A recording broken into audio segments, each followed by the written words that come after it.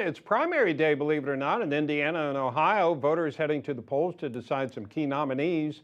In the Buckeye State, the race for the Republican nominee for Senate has been hotly contested. As you may be well aware, former President Trump's influence over the Republican Party arguably on the ballot as he looks to push Ohio candidate J.D. Vance and many others over the finish line with his endorsement across the country. Joining us right now, Chairman of the American Conservative Union and CPAC, Matt Schlapp. Matt, how do you think that's shaken up? Because we have seen J.D. Vance really benefit, it seems, from the president's endorsement. But we have seen some latecomers in Ohio, such as this guy that owns the Cleveland Guardians. They're now the Guardians. What do you think? Yeah, no, I think it was a kind of a bold move by President Trump to pick J.D. Vance, who was really struggling in the polls. But with the advocacy of Donald Trump Jr.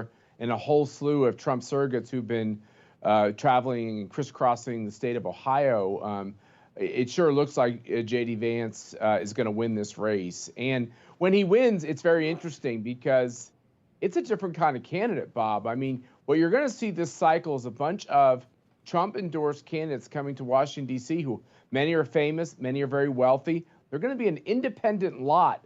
And they're going to be very separated from the corporate dominance of the Republican Party that we've seen in other cycles. These guys are winning without corporate PAC checks, and they're not going to listen to the corporate interests when they get here. That scares Washington, doesn't it? You know that town. Sure does. You know that town. It makes all the right people sweaty. Yeah, that swamp. It's easy to sweat in the swamp, and that makes them sweat even more. Here's what J.D. Vance had to say, by the way, when pressed on his relationship with former President Trump, because it's been hot and cold. Here's what he said. I've been very open about this fact that I was not a Donald Trump guy in 2016. And I hate when politicians try to say, well, you know, I believe something I clearly did. Look, the tape is there, and I think I owe it to the voters to just be honest. I was not a Trump guy. I think a couple things really changed my mind. One is the president was the first person I've ever watched in a presidential office actually deliver on his promises. So there you go. It's like the performance changed his mind. Well, you know, Donald Trump ran for office much like this. He had given checks, remember, to Chuck Schumer and Nancy Pelosi. And they said, well, how could you call yourself a conservative and Republican when you gave to all these Democrats? He said, you had to get business done. It was an honest answer.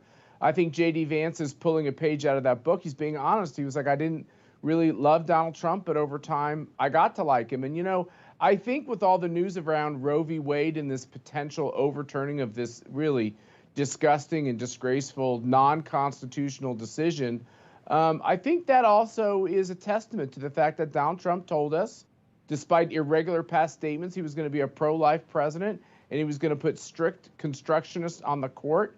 It sure looks like all that panned out. Yeah, I want to get your take on this. A new ABC News Washington Post poll showing what voters consider their key issues. And take a look at this. For Republicans, the big issues: inflation, economy, crime, immigration. For Democrats, education and, oh, look at that, abortion.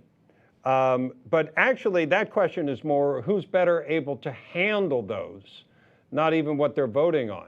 How do you think that affects the election as we go to the midterms? You know, I know that the economy benefits Republicans because the Biden economy is actually getting quite scary. I mean, I think most experts are predicting food shortages, the supply chain disruptions will get worse. People are not coming back to work. If you talk to any small business person, they'll tell you that. I think the misnomer is somehow that the Republicans will win on, you know, on their economic policies. I think that's wrong. Republicans are going to win on woke. This idea that cops are bad, that the military is, you know, intrinsically racist, that America's a bad place and we have to teach our kids to hate America, and that their parents and grandparents are racist and haters, and that our kids can't even take any stock in the fact that God created them boys and girls. These questions are what, in the end, are going to give Republicans an overwhelming victory in November. Okay, we will see. And say hi to your better half, Matt. I will. When she comes home and I get to see her, hopefully soon. Okay. Thank you, Matt Schlapp.